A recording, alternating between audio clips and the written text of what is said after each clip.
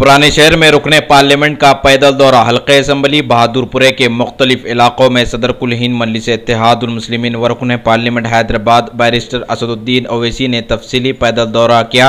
अवाम से फर्दन मुलाकातें की और मसाइल को दरियाफ्त किया। अवाम ने मुख्तलिफ मसाइल से हो रही परेशानियों से इन्हें वाकिफ करवाया गया। रुकने पार्लियामेंट ने तहकुंदिया के ज़ेर अल्तवा कामों को और मजीद तरक्याती कामों को जल्द अज जल्द मुकम्मिल कर लिया जाएगा। इस मौके पर सदर मजलिस बैरिस्टर असदुद्दीन ओवैसी के हमरा रुकने असम्बली मोहम्मद मौजम खान, अराकीन बल्दिया के अलावा सरगर्म मजलिस के कारकुनान भी मौजूद थे। Bureau report INDtoday.com।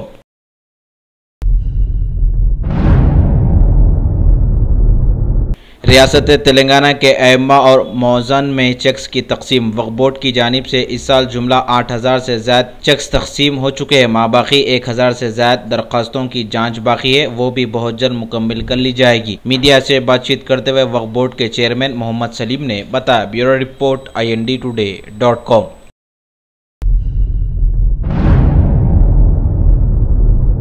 बल्दी डिवीजन बंसीलालपेट में डबल बेडरूम्स की तामीर के लिए संगे बुनियाद रियासती वजीर KT रामाराव ने संगे बुनियाद रखा। 180 से ज्यादा मकानात तामीर किए जाएंगे, जिसकी जुमला कीमत 15 करोड़ से ज्यादा बताई गई। रियासती हुकूमत का मकसद है कि गरीब खानदानों को फायदा पहुंचाया जाए। रियासती वजीर के हमरा रुकने असम्बली अरकान बल्दिया के अलावा दीगर भी मौजूद थे। Bureau report INDtoday.com।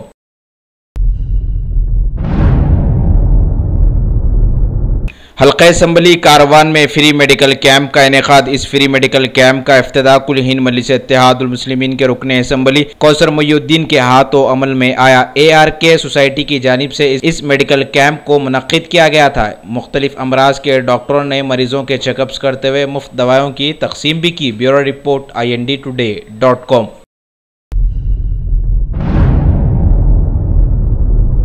Top selection, जैसा नाम वैसा काम, कंप्यूटर्स की दुनिया में तहलका मचाने आ गया। हम अक़साम के कंप्यूटर्स, CC कैमरास और लैपटॉप के लिए एक बार हमें मौका दीजिए। स्कूल और कॉलेजेस के लिए खुसूसी डिस्काउंट ले जाइए। मल्लेपल्ली रयान होटल के बाजू शहर हैदराबाद का जगमगाता नाम top selection. Proprietor Syed Rashid.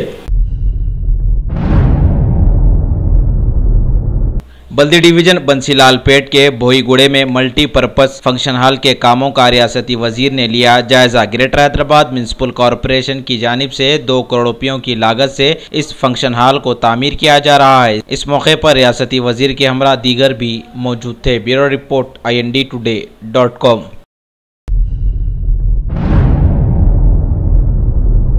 पुराने शहर हैदराबाद में जहां कई होटल्स अपनी अलग अलग लज्जतों के लिए शोहरत रखती हैं, वहीं अब हर किस्म की लज्जत का भरपूर ख्याल रखने वाली एक नई hotel Hyatt cafe bakery and food court का इफ्तिताह मजलिस इत्तेहादुल मुस्लिमीन के हरदिल अजीज MLA अलहाज मुमताज अहमद खान के हाथों अमल में आया। मुगलपुरा फायर स्टेशन के करीब में वाक़े इस होटल की इफ्तिताहिया तकरीब में मालिक होटल मोहम्मद शरीफ, उनके वालिद मोहतरम नबी शरीफ, उनके साथ साथ मोहित शरीफ और मुकिद शरीफ ने मदऊ किए गए लोगों का खैर मकदम किया और मजेदार खानों के लिए हयात होटल का नाम याद रखने की गुजारिश भी की।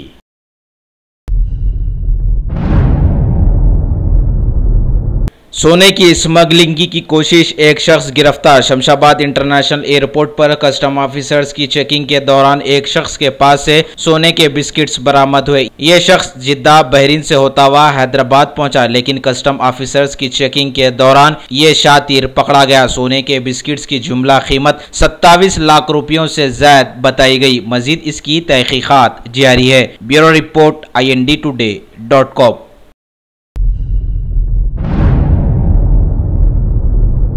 IPL मैचेस पर सट्टा लगाने वाली टोली गिरफ्तार। South zone task force police ने खुफिया इत्तला पर कार्रवाई करते हुए धावा किया, जहां पर सट्टा लगाया जा रहा था। पुलिस ने इस टोली को दबोच लिया। इनके कब्जे से नगद रकम 7 लाख रुपयों से ज्यादा, 7 सेलफोन, एक LED और दीगर अशिया को पुलिस ने बरामद कर लिया। इस टोली में से एक मफरूर भी बताया गया। इसे भी गिरफ्तार करने के लिए पुलिस मसरूफ है तहकीकात है। मजीद इस टोली की तहकीकात के लिए शाह इनायतगंज पुलिस के हवाले कर दिया गया। मीडिया से बातचीत करते हुए additional commissioner task force N कोठी रेड्डी ने बताया। Bureau report INDtoday.com।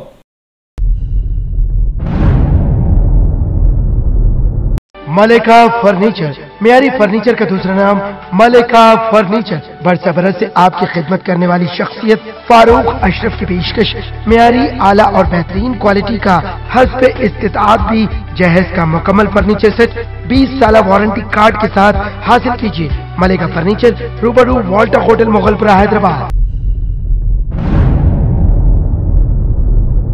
मुल्क भर के डॉक्टर्स को मेडिकल काउंसिल ऑफ इंडिया ने एक अनोखे ज़ाब्ते के तहत पाबंद किया कि वो सिर्फ सस्ती जेनेरिक मेडिसिन से ही काम चलाएं और महंगी दवाओं से परहेज करें। आगे बताया कि इसकी खिलाफवर्जी करने वालों पर कड़ी कार्रवाई की जाएगी, जबकि पीएम मोदी ने पहले ही इस सिलसिले में अपना कड़ा रवैया पेश कर दिया है। रियासत तमिलनाडु की AIADMK की सदर श्रीमती शशिकला के भतीजे दीनाकरण रिश्वत सतानी के एक मामले में पुलिस की पूछताछ के लिए खुद ही दिल्ली पहुंचकर रुजू हो गए हैं। इंतखाबी निशान को अलॉट करने के एक मामले में उन पर इल्जाम है कि बड़ी रिश्वत की पेशकश की थी उन्होंने। वहीं तमिलनाडु में अन्ना द्रमुक के 2 ग्रुप एक होने की कोशिशों में जुटे हुए हैं। सालों से भारत में ये देखने में आया है कि छोटे हो या बड़े, इंतखाबात के मौसम में बड़े बड़े लीडर्स इम्तिहान के जेरे असर दल बदली में आ जाते हैं, और ऐसा ही कुछ दिल्ली के MCD इंतखाबात से पहले देखने में आया है कि दिल्ली महिला कांग्रेस के सदर बरखा सिंह अपनी पार्टी छोड़ BJP में आ गई हैं। दूसरी तरफ दिल्ली से खबर आई है कि दिल्ली पुलिस ने 2 जगहों से भारी मिकदार में हथियार बरामद किए हैं, साथ में 2 लोगों को गिरफ्तार भी किया है। इस सिलसिले में तफ्तीश जारी है।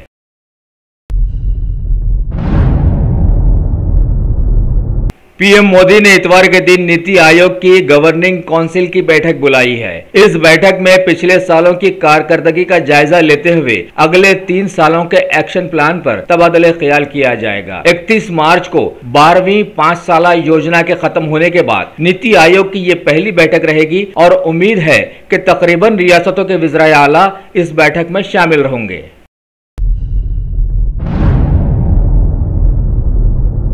Central board of school education यानी CBSE ने मनमानी करने वाले मुल्क के सभी स्कूल्स को इंतबाह दिया है कि वो फौरन किताबों, ड्रेसेस और स्टेशनरी की बिक्री बंद कर दें और कोर्सेज में गैर मुतल्लिक किताबों को छोड़ सिर्फ NCERT की किताबें शामिल रखें। कई जगहों से मिली लाखों शिकायतों के बाद बोर्ड ने ये फैसला लिया है। रियासत उत्तर प्रदेश में नई हुकूमत आने के बाद महकूमे जात में रद्दोबदल जोरों पर है। अब खबर आई है कि सुलखान सिंह को वहां का नया DGP बना दिया गया है और वजीर आला ने लगातार इस सिलसिले में नजर रखकर कई और अहम ओहदेदारों का तबादला कर दिया है। साथ में आगरा एक्सप्रेसवे के सिलसिले में हुई कुछ बेकायदगियों का नई जांच का हुक्म भी सादर किया है। उत्तर प्रदेश के नए वजीर आला ने उत्तर प्रदेश के एक बड़े अवार्ड यज्ञ भारती के सिलसिले में जांच करवाने का हुक्म दिया है। इस अवार्ड को श्री मुलायम जी ने इस अवार्ड को श्री मुलायम जी ने 1994 में शुरू किया था। मायावती हुकूमत के दौर में यह अवार्ड बंद कर दिया गया था, लेकिन अखिलेश सरकार के दौर में यह दोबारा शुरू करवा दिया गया। नई हुकूमत के चलते इस अवार्ड पर कई लोगों ने कई सवाल खड़े किए हैं।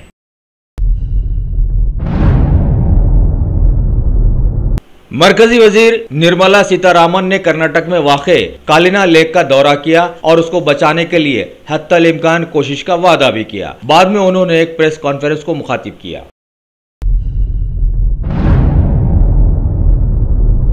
भारतीय नेवी ने बंगाल की खाड़ी में ब्रह्मोस सुपरसोनिक क्रूज मिसाइल का कामयाब तजुर्बा कर लिया है। इसके साथ ही भारत की नेवी उन फौजी ताकतों में शामिल हो गई है जो कि पानी से जमीन पर कामयाब वार कर सकती हैं।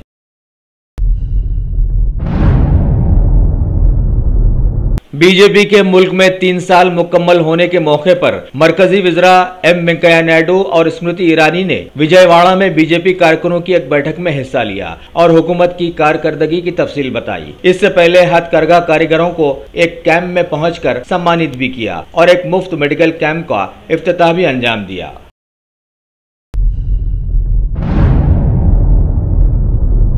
खबर है कि इस बार Arnold Classic bodybuilding championship Brazil के शहर साओ पाउलो में रखा गया है। उम्मीद है कि इसमें सारी दुनिया के ममालिक से लगभग 10,000 से ज्यादा बॉडी बिल्डर्स और एथलीट्स हिस्सा लेंगे। Arnold international federation of body builders के इश्तिराक से साल 1989 से ये मुकाबले मुनक्किद किए जा रहे हैं।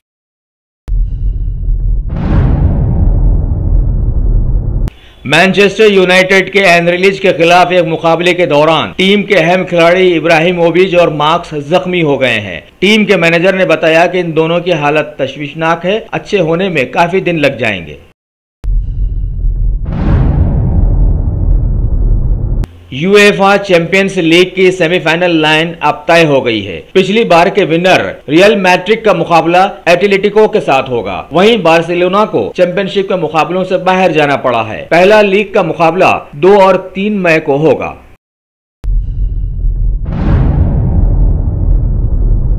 अफगानिस्तान के मज़ार शरीफ शहर में वाक़े एक फौजी अड्डे पर तालिबान के हमले में तकरीबन 130 लोग मारे गए हैं और कई शदीद जख्मी भी हो गए हैं। पीएम मोदी ने इस हमले को गलत हरकत बताया और एकजुट होकर दहशतगर्दी से लड़ने की बात भी बताई।